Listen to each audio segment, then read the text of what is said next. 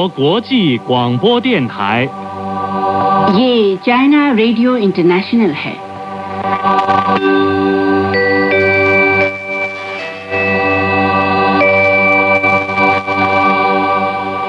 नमस्कार, ये China radio international है।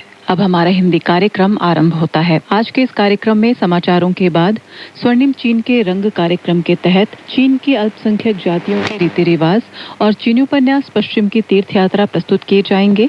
अंत में होगा रोजमर्रा की चीनी भाषा। अब सुनिए आज के मुख्य समाचार। वांग यी ने संयुक्त राष्ट्र सुरक्षा परिषद की उच्च स्तरीय बैठक की अध्यक्षता की। 14वां चीन ब्रिटेन राजनीतिक पार्टी संवाद आयोजित। चीन में प्रमुख औद्योगिक उद्यमों के मुनाफे में पहले 4 महीनों में 18.2% की वृद्धि। अब आप दिव्या पांडे से सुनिए आज के पूरे समाचार।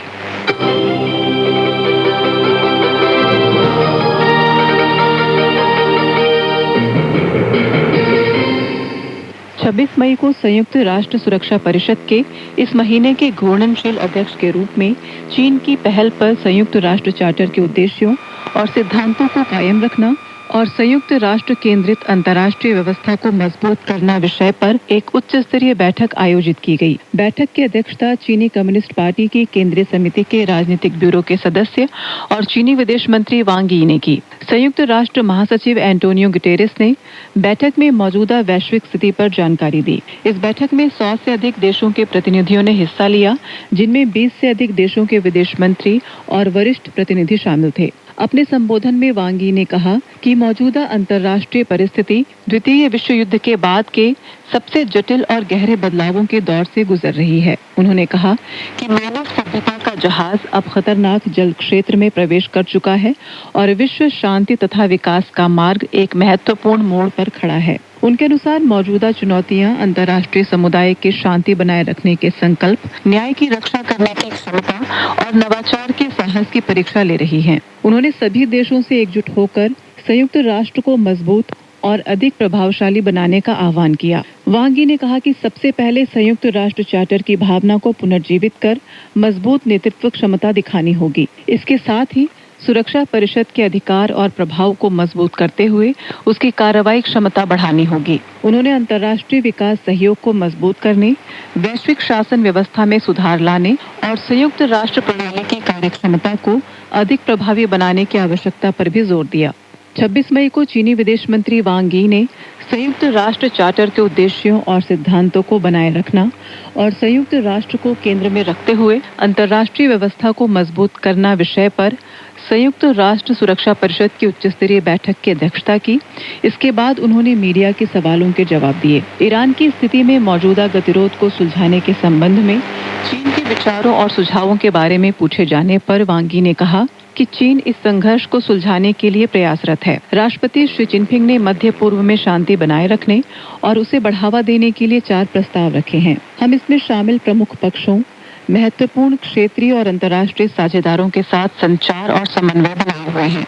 हमारा मानना है कि इस क्षेत्र के सभी देशों की संप्रभुता, सुरक्षा और प्रादेशिक अखंडता का सम्मान किया जाना चाहिए। नागरिकों और गैर सैन्य लक्ष्यों की रक्षा की जानी चाहिए।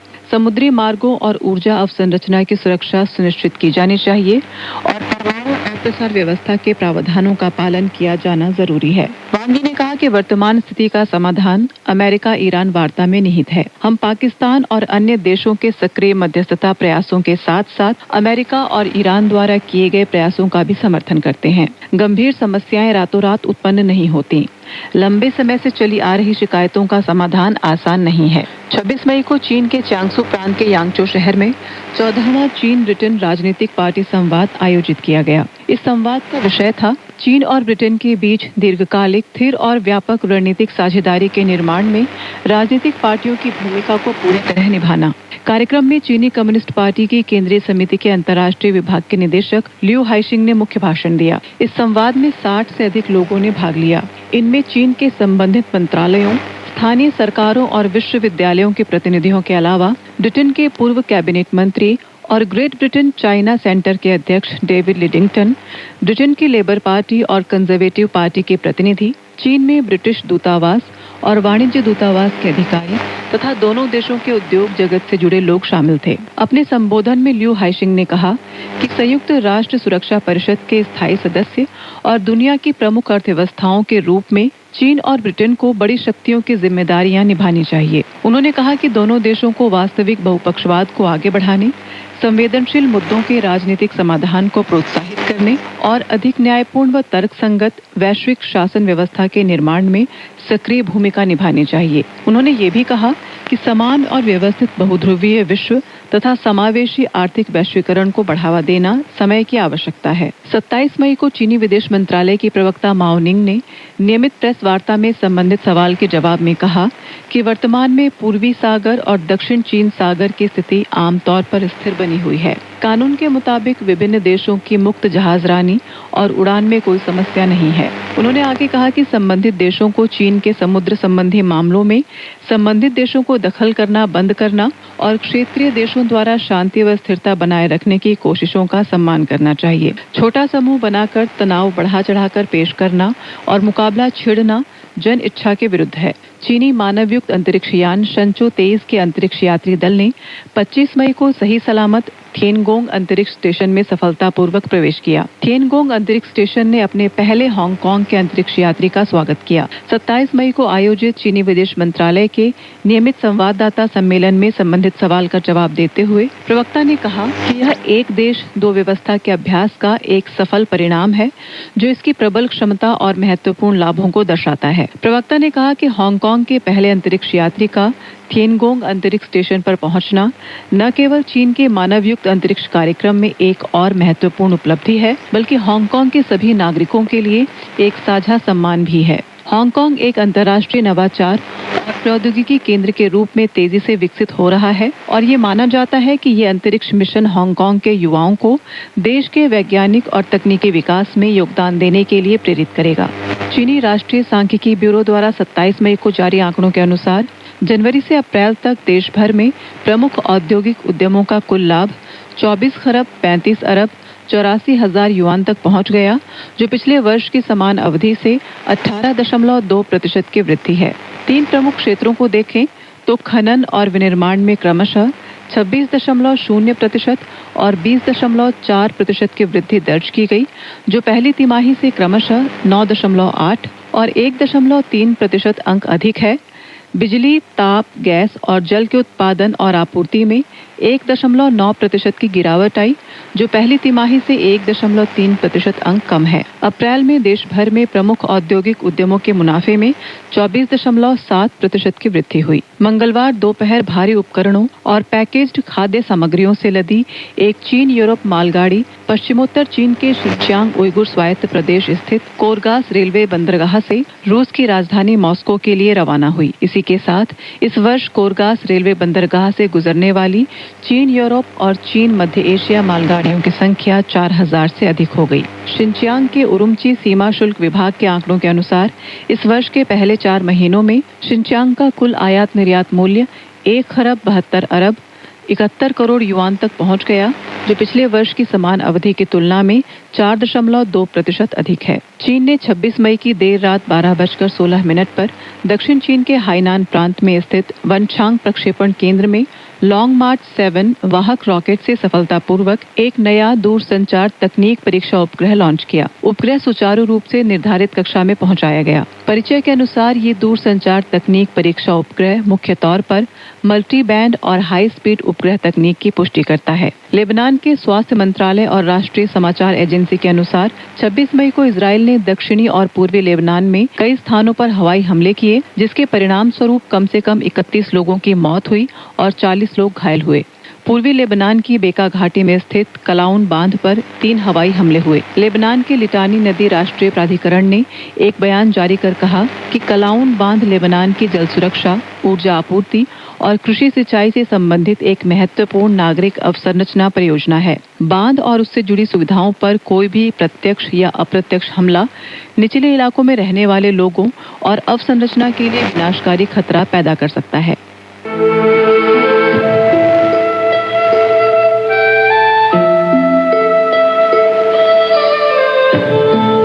चीन की संस्कृति, सभ्यता और जानकारी, चीन का इतिहास, रीति रिवाज और विदेशी आदान प्रदान, सब कुछ यहाँ मिलता है।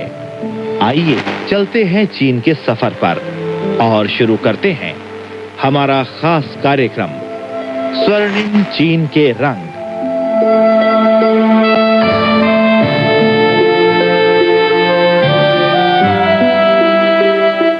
नमस्कार श्रोता मित्रों, CRI की हिंदी सेवा के स्वर्णिम चीन के रंग कार्यक्रम में आप सभी का स्वागत है। मैं पंकज श्रीवास्तव आपके सामने एक बार फिर हाजिर हूं। इस कार्यक्रम के तहत हम आपको बता रहे हैं चीन की अल्पसंख्यक जातियों के रीति रिवाज, और आज इसी के तहत हम आपको बताएंगे याओशान पहाड़ पर तानू त्योहार के बारे में।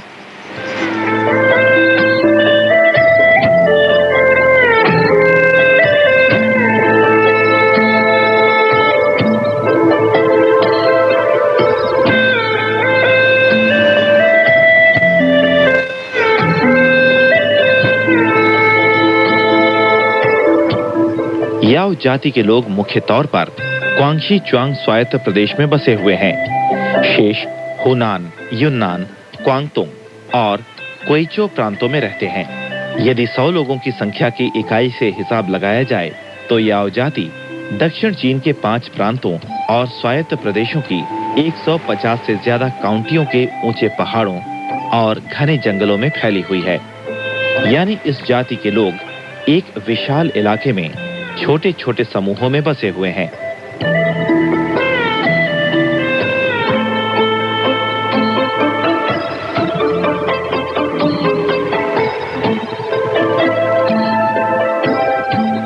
याओ जाति की कई शाखाएं हैं, जिनमें हान याओ, कुओशान याओ, पेइलुओ याओ और पाइखू याओ है। इसमें पेइलुओ का अर्थ है पीठ पर टोकरी लगाना और पाइखू का अर्थ है सफेद पैजामा। याओ जाति की करीब 30 से अधिक शाखाएं हैं। उनके रीति रिवाजों में समानता होने के साथ साथ कुछ विभिन्नताएं भी हैं। याओ जाति के लोग रंगाई बुनाई और कसीदाकारी में बड़े निपुण हैं। उनकी वेशभूषा भी अत्यंत सुंदर है। याओ जाति के अनेक त्योहार हैं। छोटे मोटे उत्सव तो हर महीने में होते हैं। इनके बड़े त्योहार वसंतोत्सव, तानू त्योहार और श्वावांग त्योहार हैं।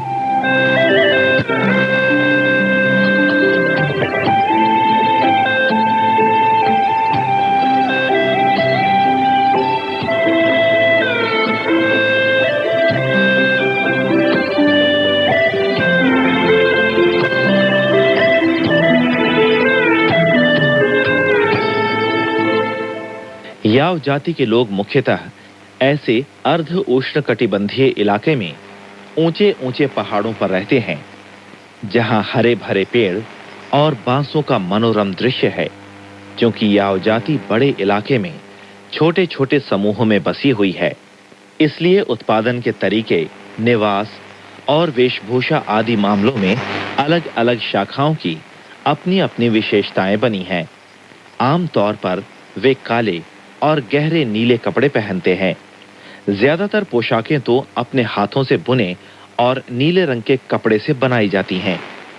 याओ जाति के पुरुष लंबी चोटी का जोड़ा बनाकर उस पर लाल या नीली पगड़ी बांधते हैं। कॉलर रहित लंबी बाह वाली कमीज पहनते हैं और कमीज के ऊपर सफेद कपड़े की बनी फतुही भी पहनते हैं।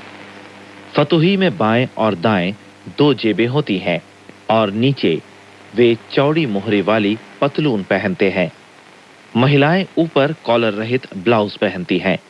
ब्लाउज के सामने बेल बूटे की कढ़ाई रहती है और कफ और कॉलर पर किनारी बनी होती है। नीचे पतलून या स्कर्ट पहनती हैं। पतलून और स्कर्ट की भी अलग अलग रंगों की किनारी बनी होती है। सभी महिलाएं बालों का जूड़ा बनाकर उसे केश आभूषणों से सजाती हैं। अनेक शाखाओं का फर्क इन केश आभूषणों से भी किया जा सकता है।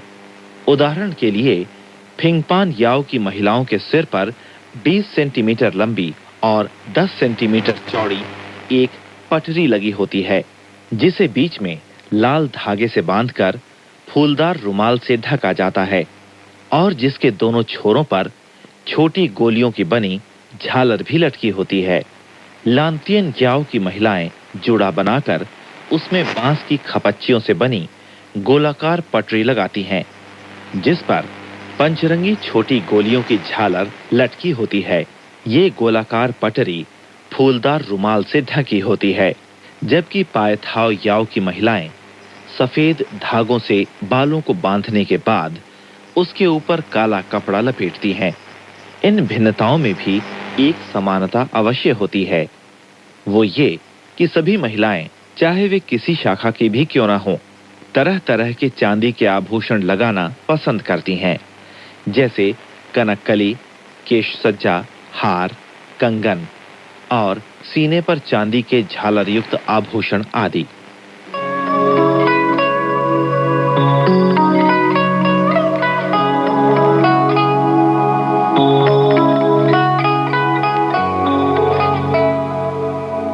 अब आप सुन रहे हैं स्वर्णिम चीन के रंग कार्यक्रम में चीन की अल्पसंख्यक जातियों के रीति रिवाज, याओशान पहाड़ पर तानू त्योहार।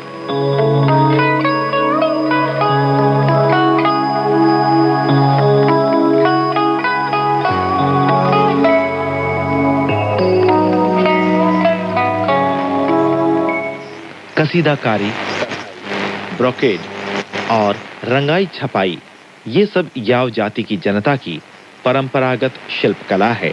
लंबे समय से चली आ रही ये मशहूर शिल्पकारी बहुत ही अनोखी है। महिलाओं के वस्त्रों में जो बेल बूटे कढ़े होते हैं, वे अधिकतर कफ, मोहरी और स्कर्ट, कंधे के मैंडिंग, कमरबंद और रुमाल के किनारों पर लगाए जाते हैं। कुछ एक इलाकों में महिलाओं के पूरे वस्त्र पर फूलदार कढ़ाई होती है।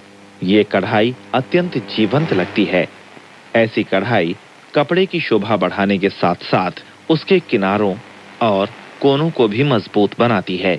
याओ जाति के अनेक त्योहार हैं, जिनका उनके उत्पादन, दैनिक जीवन और निवास स्थान से बड़ा घनिष्ठ संबंध है। छांगशिन त्योहार यानी नए अनाज को चखना याओ जाति का एक ऐसा परंपरागत त्योहार है जिसकी तारीख निश्चित है, पर जिसे आमतौर पर अगस्त में नई फसल की कटाई के बाद मनाया जाता है। इस त्योहार में हर एक परिवार कोदों की बालियां तोड़कर इन्हें भाप से पकाने के बाद अनाज देवी को अर्पित करता है। कुछ जगहों पर तो कुत्तों को भी अच्छा खाना खिलाया जाता है। ये याओ जाति का एक विशेष टोटम है। तानू त्योहार याओ जाति का सबसे अधिक धूमधाम से मनाया जाने वाला त्योहार है। तानू का मतलब मत भूलना है।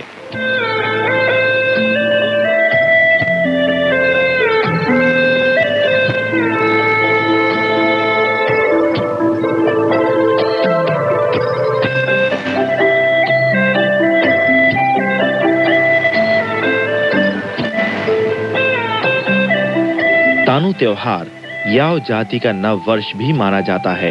हर साल चीनी चंद्र पंचांग के अनुसार 5वें महीने की 29वीं तारीख को याओ जाति के गांवों में कांसे ढोल की आवाज गूंज उठती है और लोग त्योहार की वेशभूषाओं में सजे अपने मित्र संबंधियों से मिलने गांव-गांव जाते हैं। इस त्योहार के अवसर पर याओ जाति सामूहिक नृत्य के माध्यम से अच्छी फसल प्राप्त करने की प्रसन्नता व्यक्त करती है। इस त्योहार से संबंधित एक सुंदर दंत कथा भी प्रचलित है।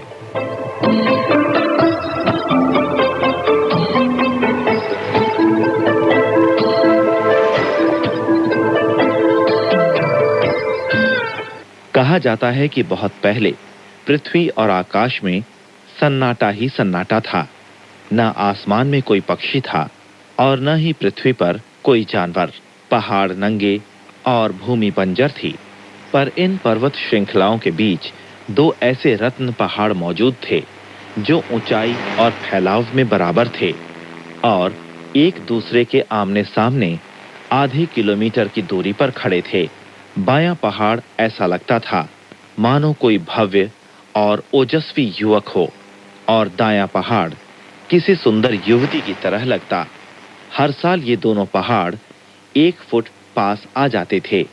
995 वर्षों के बाद दोनों आपस में 995 फुट पास आ गए।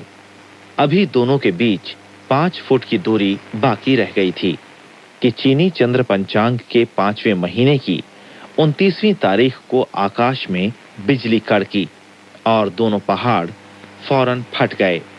बाएं पहाड़ से ऊंचे कद का एक युवक बाहर निकला और दाएं पहाड़ से एक सुंदर युवती निकली। बाद में दोनों खुशहाल दंपत्ति बन गए। युवक का नाम था पोलोशी और युवती का नाम मिलोथू। ये दोनों वही सर्वप्रथम मेहनती और बुद्धिमान दंपत्ति थे जिन्होंने पृथ्वी पर सभी जीव जंतुओं का सृजन किया। बाद में उनके 3 लड़कियां भी हुईं। एक दिन पोलोशी ने मिलोथू से कहा, तुम घर संभालो और बेटियों की अच्छी देखभाल करो। जब वे बड़ी हो जाएंगी तो स्वयं खाने कमाने लगेंगी। ये कहकर पोलोशी घर छोड़कर पहाड़ों और बाढ़ों को काबू करने चला गया। इधर मिलोथू घर में कड़ी मेहनत करने लगी।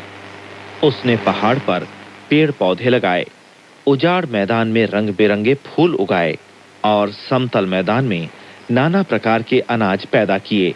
इतना ही नहीं, उसने मिट्टी से विभिन्न प्रकार के जीव जंतु भी बनाए, जिससे पृथ्वी पर बड़ी चहल पहल होने लगी।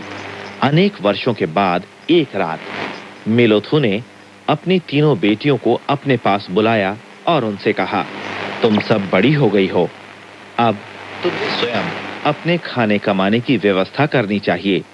अगले दिन सुबह बड़ी बेटी हल लेकर समतल मैदान में हल चलाने गई। बाद में बड़ी बेटी की जो संतानें हुईं, वे आज की हान जाति के पूर्वज थे। दूसरी बेटी बहंगी से दोनों ढेरों की किताबें कंधे पर उठाए बाहर पढ़ने चली गई।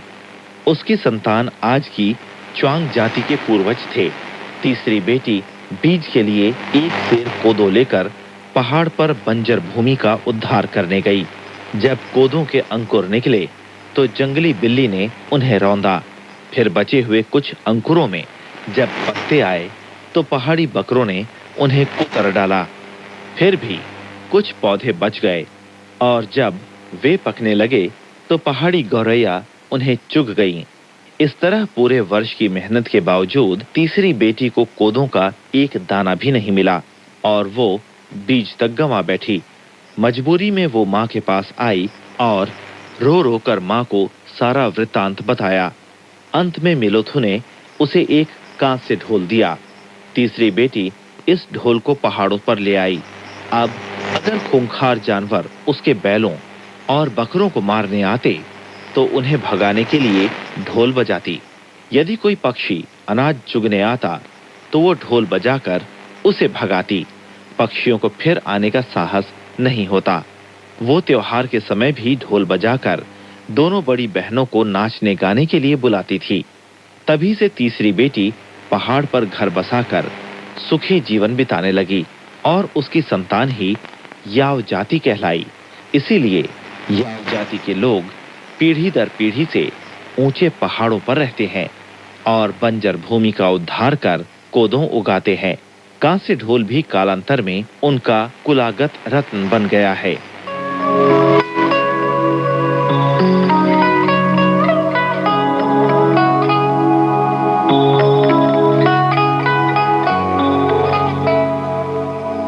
अब आप सुन रहे हैं स्वर्णिम चीन के रंग कार्यक्रम में चीन की अल्पसंख्यक जातियों के रीति रिवाज, याओशान पहाड़ पर तांग त्योहार।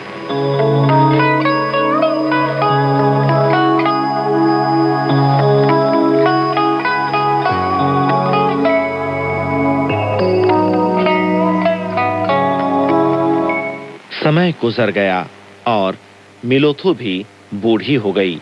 एक दिन उसने अपनी तीनों बेटियों को वापस बुलाया और उनसे कहा कि 5वें महीने की 29वीं तारीख को मेरा जन्मदिन है।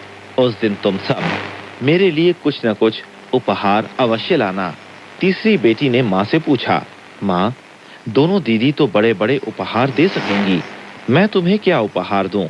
माँ ने जवाब दिया, बेटे, तुम केवल एक घड़ा चावल की शराब लाकर सबको पिलाना और अपने साथ 200 ग्राम पटसन भी लाना। बस इतना ही काफी होगा। पर याद रखना, 29वीं तारीख के 3 दिन पहले तुम्हें यहाँ आकर ढोल बजाना होगा। तीसरी बेटी ने माँ के कहने के अनुसार सब किया। इसी वजह से अब याव जाति का तानू त्योहार चीनी चंद्र पंचांग के 5वें महीने की 26वीं तारीख से शुरू होकर 29वीं तारीख को समाप्त होता है। अपने पूर्वजों का जन्मदिन न भूलने के लिए इस त्योहार में याव जाति का हर एक परिवार 200 ग्राम पटसन जरूर तैयार करता है। जब कभी तानू त्योहार आता है, याव जाति के लोग, चाहे वो बूढ़ा हो या बच्चा, पुरुष हो या स्त्री, सभी सज धज कर त्योहार की वेशभूषा पहनते हैं। गांव के सभी मकानों की सफाई भी की जाती है।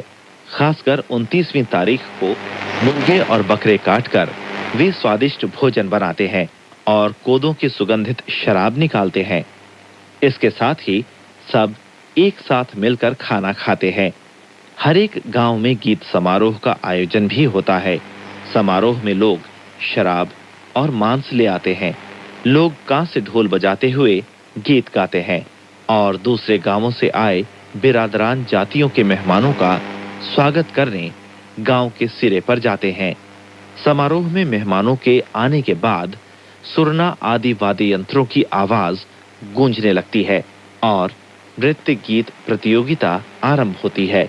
उत्साहपूर्ण वातावरण में मनोरंजक गतिविधियों के बाद मेहमान और मेजबान एक साथ बैठते हैं।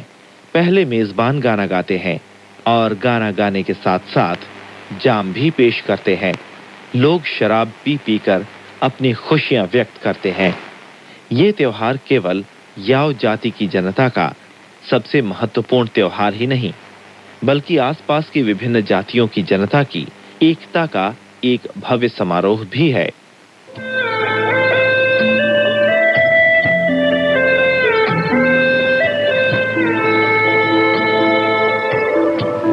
तो श्रोता मित्रों, ये था स्वर्णिम चीन के रंग कार्यक्रम में चीन की अल्पसंख्यक जातियों के रीति रिवाजों के तहत याओशान पहाड़ पर तानू त्योहार के बारे में। मित्रों, अगली बार हम इसी तरह चीन की किसी और अल्पसंख्यक जाति के रीति रिवाज को लेकर आपके सामने एक बार फिर उपस्थित होंगे। तब तक के लिए अपने मित्र पंकज श्रीवास्तव को आज्ञा दें। नमस्कार।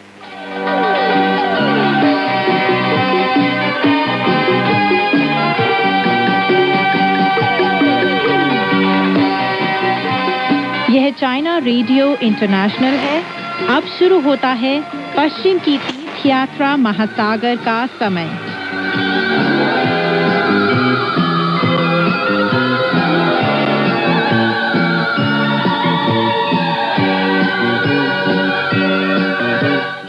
नमस्कार दोस्तों, पश्चिम की तीर्थ यात्रा सुप्रसिद्ध चीनी उपन्यास लेकर हाजिर हूँ मैं मैत्री शर्मा। आज की कहानी इस प्रकार है।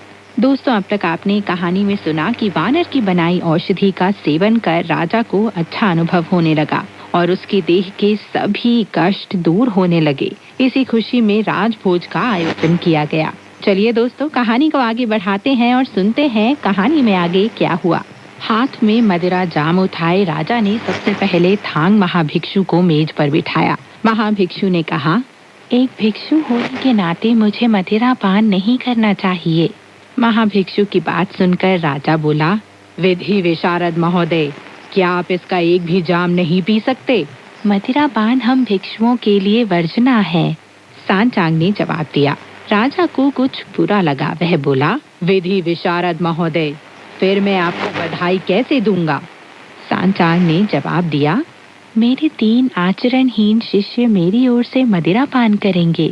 तब कहीं राजा ने खुश होकर मदिरा का एक स्वर्ण चषक वानर को थमा दिया, जिसने मौजूद सभी व्यक्तियों की ओर से शिष्टाचार पूर्वक झुककर पूरा जाम गले के नीचे उतार लिया। यह देखकर कि वानर को कितनी प्रसन्नता पूर्वक पूरा जाम गटक लिया है, राजा ने उसका जाम फिर से एक बार मदिरा से भर दिया।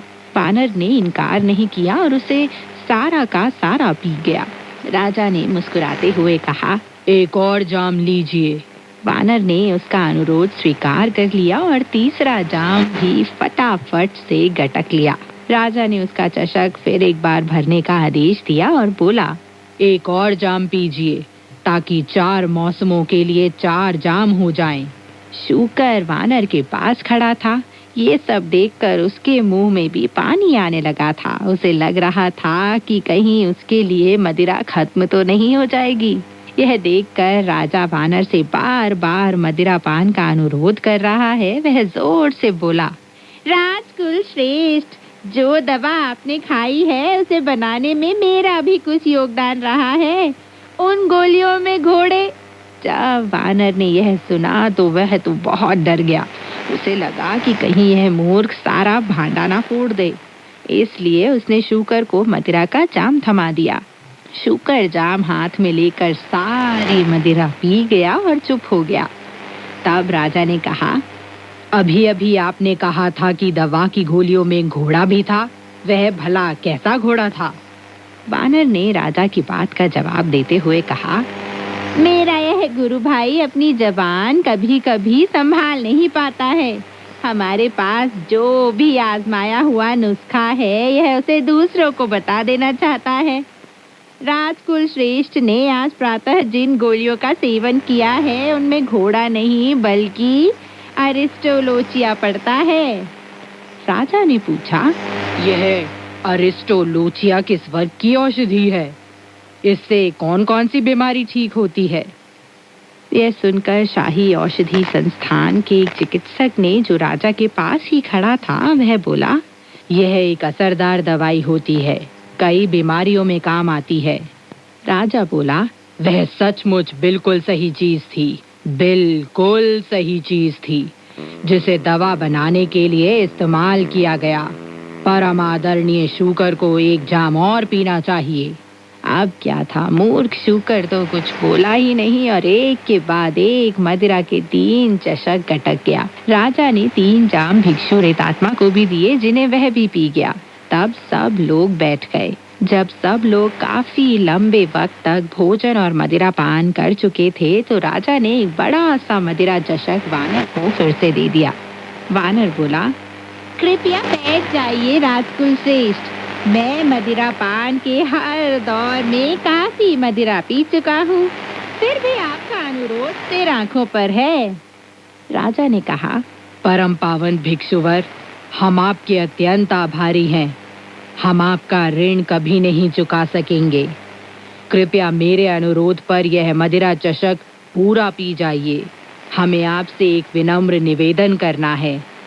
वानर ने राजा की बात सुनकर कहा, पहले आप अपनी बात कहिए, मैं जाम तो बाद में पीऊंगा। राजा बोला, हम वर्षों तक मानसिक अवसाद से पीड़ित रहे और आपकी औषधि की केवल एक खुराक से ही हमारा रोग ठीक हो गया। राजकुल श्रेष्ठ, कल जब मैंने आपको देखा था तभी मैं समझ गया था कि आप अवसाद से पीड़ित हैं। वानर ने कहा, लेकिन मैं यह नहीं जान पाया कि आप मानसिक अवसाद से क्यों पीड़ित हैं। पुरानी कहावत है, एक परिवार को अपनी अशोभनीय घटनाओं के बारे में किसी अजनबी से बात नहीं करनी चाहिए। राजा ने जवाब दिया, लेकिन क्योंकि आप हमारे शुभचिंतक हैं इसलिए मैं आपको बता देना चाहता हूँ, पर हमें उम्मीद है कि आप हमारी हंसी नहीं उड़ाएंगे।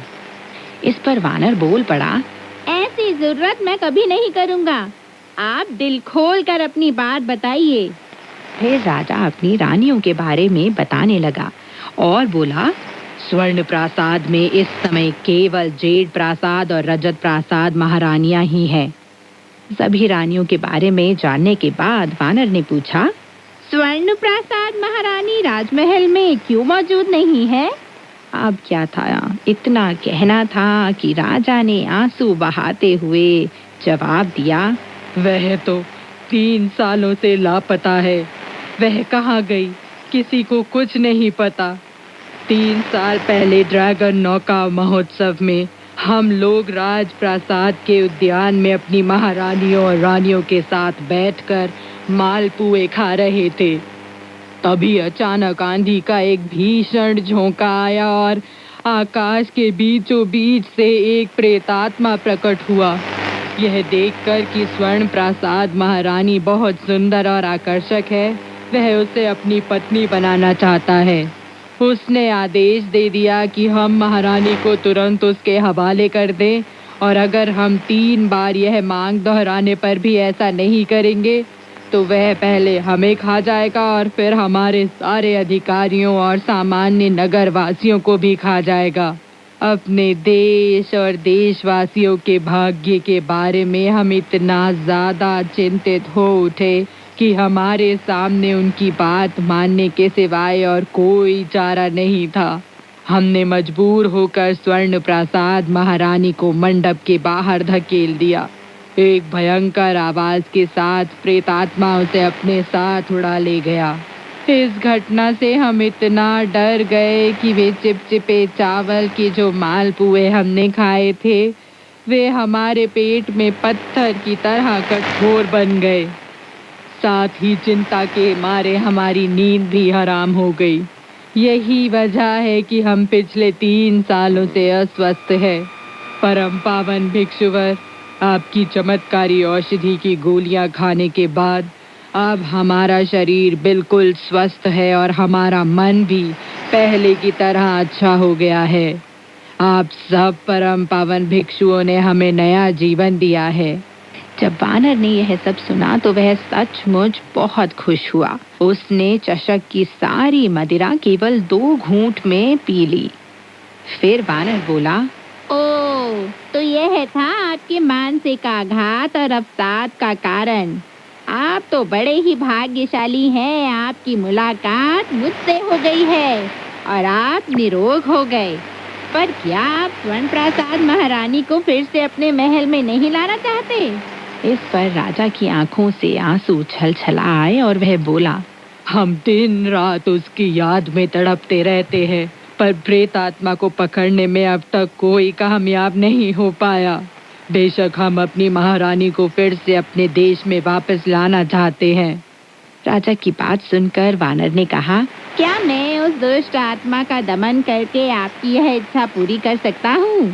राजा वानर को दंडवत प्रणाम करता हुआ बोला, भिक्षुवर, अगर आप हमारी महारानी को मुक्त करा सकेंगे तो हम अपनी 3 महारानियों और 9 रानियों के साथ राजमहल छोड़कर सामान्य प्रजाजन बन जाएंगे और अपना सारा राज्य आपको सौंप देंगे।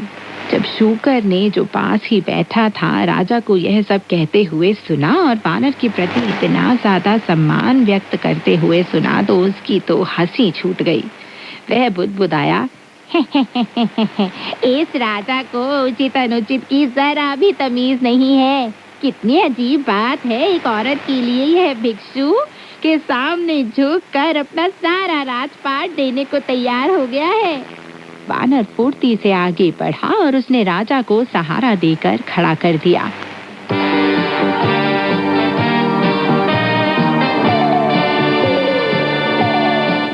दोस्तों, अब तक आपने कहानी में सुना कि एक साथ मदिरापान और भोजन करते हुए राजा ने अपनी व्यथा वानर को बताई। उसने उस दानव के बारे में बताया जो राजा की महारानियों को उठा ले गया था। चलिए दोस्तों, कहानी को आगे बढ़ाते हैं और सुनते हैं कहानी में आगे क्या हुआ।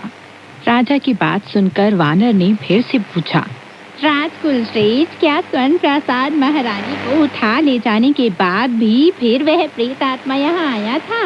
राजा ने जवाब दिया, हाँ, आया है। पिछले से पिछले साल के 5वें महीने में वह स्वर्ण प्रासाद महारानी को ले गया था। उसी साल के 10वें महीने में वह फिर आया और उसने महारानी की सेवा के लिए 2 परिचारिकाओं की मांग की। हमने 2 परिचारिकाएं उसके साथ भेज दी। पिछले साल के 3रे महीने में उसने 2 परिचारिकाओं की मांग फिर से की। इसी तरह 7वें महीने में भी उसने 2 और परिचारिकाओं की मांग की। इस साल के 2रे महीने में वह 2 परिचारिकाओं को लेने फिर से आ गया।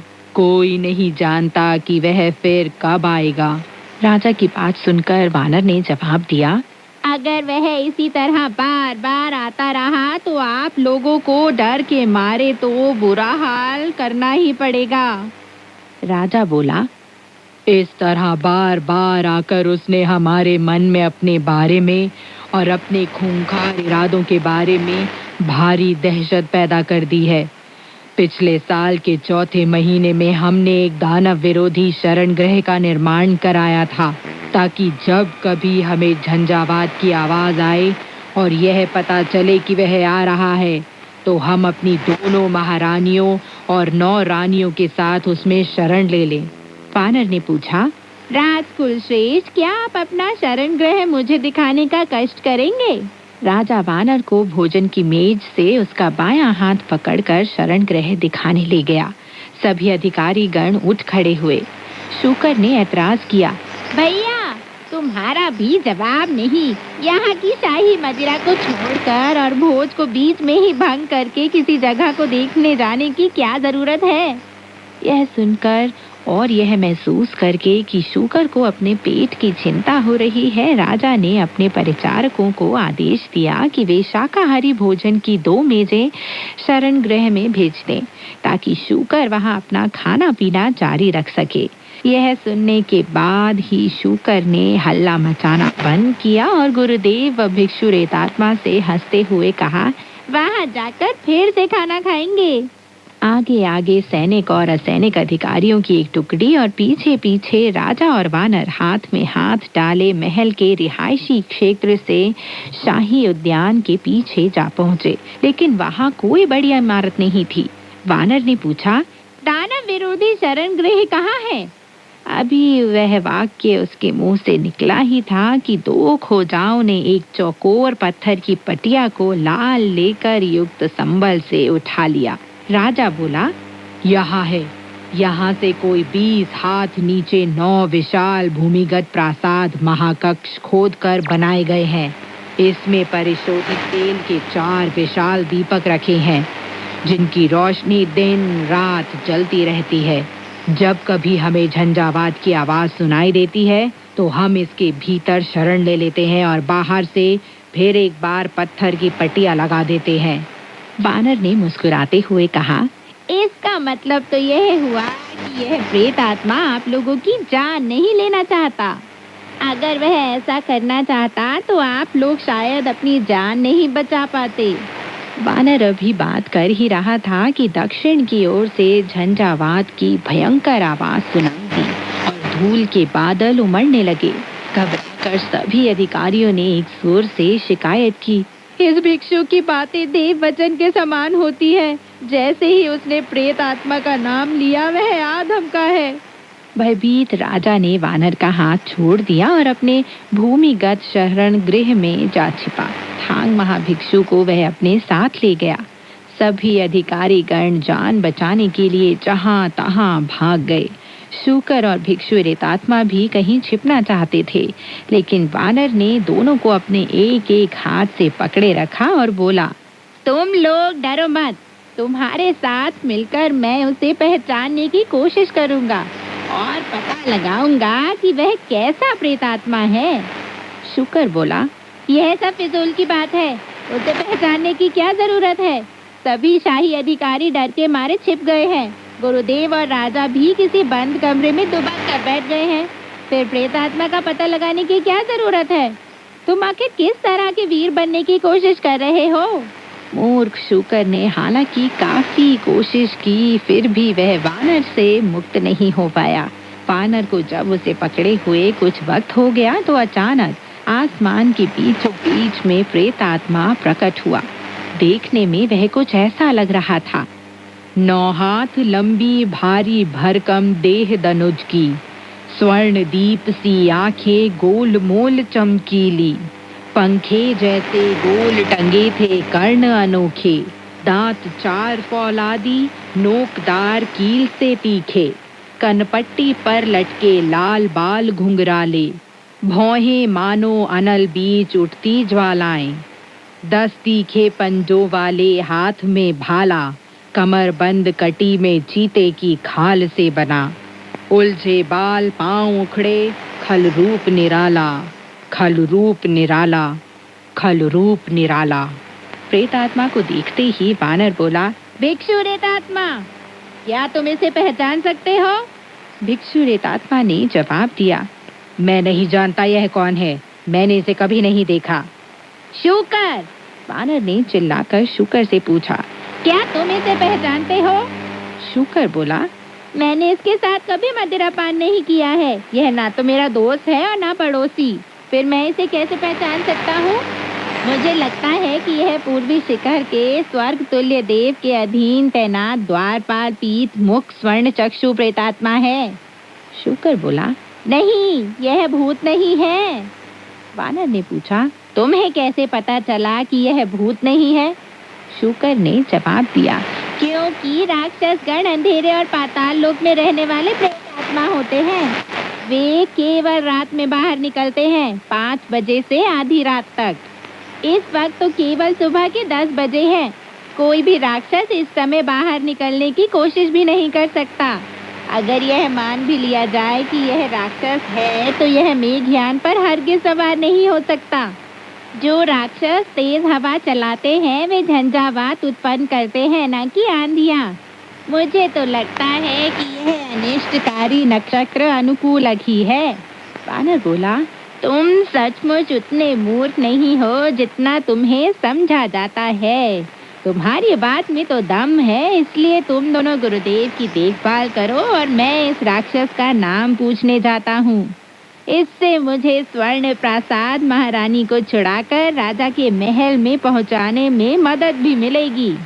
शुकर ने जवाब दिया, अगर तुम जाना ही चाहते हो तो जाओ, लेकिन हमारे बारे में उससे कुछ न कहना। वानर उसकी बात का जवाब दिए बिना अपने तिलिस्मी प्रकाश के सहारे उछलकर आसमान में जा पहुंचा। कैसी विचित्र बात है। रोग राजा का मिटाकर राष्ट्र वानर ने बचाया। राग द्वेष विहीन हो व्रत मार्ग रक्षा का उठाया। 你挑着担，我牵着马，迎来日出，送走晚霞，踏平坎坷。 तुम्हारे कंधे पर है पोटली, मेरे हाथों में घोड़े की लगाम। आगे चलते हैं हम पश्चिम की ओर, सूर्यास्त से सूर्योदय तक। रास्ते में मुकाबला करते हैं दैत्यों और दानवों के साथ। फिर आगे चलते हैं हम पश्चिम की ओर। साल दर साल करते हैं पवित्र यात्रा, बड़े साहस के साथ पश्चिम की ओर।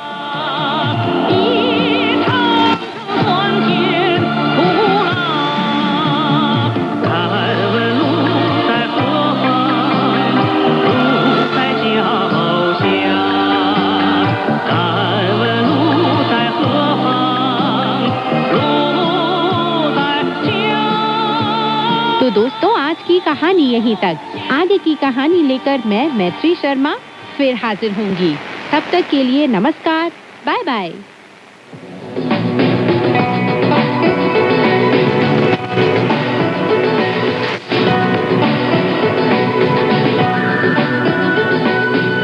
用你的母语学汉语，每日汉语。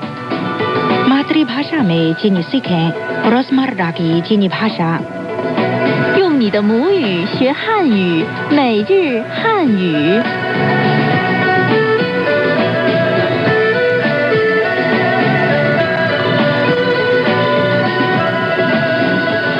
ये चाइना रेडियो इंटरनेशनल है। श्रोता दोस्तों को शादांग का प्यार भरा नमस्कार। श्रोता दोस्तों को राकेश वत्स का भी नमस्कार। पिछले पाठ में हमने पुस्तकालय में अक्सर प्रयोग किए जाने वाले कुछ वाक्य सीखे थे। अब आज के पाठ के मुख्य वाक्य। 你学什么专业？ आपका मुख्य विषय क्या है? 我们的课很有意思。 हमारा पाठ्यक्रम बहुत रुचिकर है। 我们学校老师的水平都很高。 हमारे स्कूल के अध्यापकों का स्तर बहुत ऊंचा है। 可以补考吗？ क्या पूरक परीक्षा है?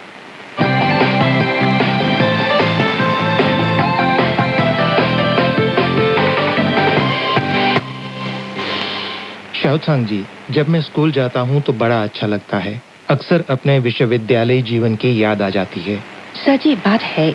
पर मुझे सहपाठियों के साथ बात करने में दिक्कत आ रही है। क्या आप मुझे बता सकती हैं कि आपका मुख्य विषय क्या है? चीनी भाषा में कैसे कहा जाता है? आप कह सकते हैं 你学什么专业你学什么专业？你 आप 你什么 क्या 什么 学 दूसरी डॉन है इसका मतलब है पढ़ना 学 专业 पहली वो चौथी डॉन है और इसका अर्थ है मुख्य विषय 专业？ हम एक साथ बोलें 你学什么专业你学什么专业？ आपका मुख्य विषय क्या है? आइए सुने आज के पाठ की पहली बातचीत 你学什么专业？我学经济，学 यानी कि पढ़ना 学什么专业 मुख्य विषय क्या है 什么专业？你学什么专业 आपका मुख्य विषय क्या है 你学什么专业？ पिछली बार हमने अर्थशास्त्र पढ़ रही एक छात्रा की चर्चा की। उसे अपना पाठ्यक्रम बहुत पसंद है। उसने मुझे बताया हमारा पाठ्यक्रम बहुत रुचिकर है। शाओझांग जी, क्या आप मुझे बता सकती हैं इस वाक्य को चीनी भाषा में कैसे कहा जाता है? ये वाक्य सीखना भी मेरे लिए उपयोगी होगा। हमारा पाठ्यक्रम बहुत रुचिकर है को चीनी भाषा में कहा जाता है 我们的课很有意思我们的课很有意思。我们的 यानी कि हमारा 我们的 课 पाठ्यक्रम 课 很 बहुत 很有意思 रुचिकर 有意思。我们的课很有意思 हमारा पाठ्यक्रम बहुत रुचिकर है 我们的课很有意思。 आइए सुने आज के पाठ की दूसरी बातचीत 你喜欢你的专业吗？喜欢。我们的课很有意思。我们的课 हमारा पाठ्यक्रम 我们的课很有意思 बहुत रुचिकर है 很有意思。我们的课很有意思我们的课很有意思。हमारा पाठ्यक्रम बहुत रुचिकर है। राकेश जी मेरा विचार है कि वो लड़की ये भी कहेगी 我们学校老师的水平都很高 यानी कि हमारे स्कूल के अध्यापकों का स्तर बहुत ऊंचा है 我们学校老师的水平都很高。我们 हमारा या हमारे 我们学校 दूसरी वो तीसरी डॉन है इसका अर्थ है स्कूल 学校 老师 दूसरी वो पहली डॉन है यानी कि अध्यापक 老师水平 स्तर 水平都 सब 都很高 बहुत ऊंचा 很高。我们学校老师的水平都很高我们学校老师的水平都很高。हमारे स्कूल के अध्यापकों का स्तर बहुत ऊंचा है। तो आइए सुने आज के पाठ की तीसरी बातचीत 我们学校老师的水平都很高，是吗？那他们对学生要求严格吗？他们都很严格。我们学校 हमारा स्कूल 我们学校老师的水平 इसका मतलब है अध्यापकों का स्तर 老师的水平都很高 सबका स्तर बहुत ऊंचा है 都很高。我们学校老师的水平都很高 हमारे स्कूल के अध्यापकों का स्तर बहुत ऊंचा है 我们学校老师的水平都很高。वो लड़की बहुत बेचारी है, परीक्षा में पास नहीं हुई। मुझे पता नहीं कि मैं उसे कैसे सांत्वना दूं। शाओझांग जी, क्या आप इस बारे में मुझे कुछ सिखा सकती हैं? मुझे भी पक्का पता नहीं है कि इससे उसे सांत्वना मिलेगी या नहीं। फिर भी आप पूछ सकते हैं 可以补考吗 क्या पूरक परीक्षा है 可以补考吗？可以 दोनों में तीसरी डॉन है इसका मतलब है सकना 可以 补考 दोनों में तीसरी डॉन है मतलब है पूरक परीक्षा 补考 माँ वाक्य के अंत में प्रश्नवाचक शब्द 吗？可以补考吗可以补考吗？ क्या पूरक परीक्षा है? आइए सुने आज के पाठ की जाती बातचीत 有2个人不及格，真倒霉，可以补考吗？可以补考。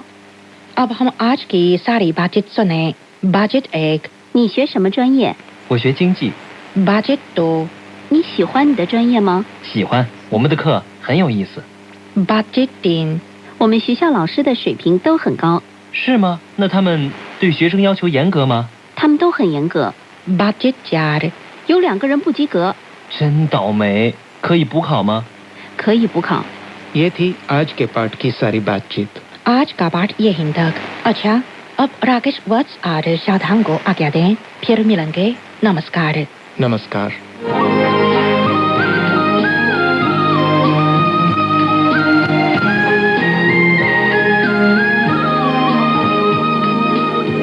सीजीटीएन हिंदी सेवा रोजाना 5 कार्यक्रम प्रसारित करती है।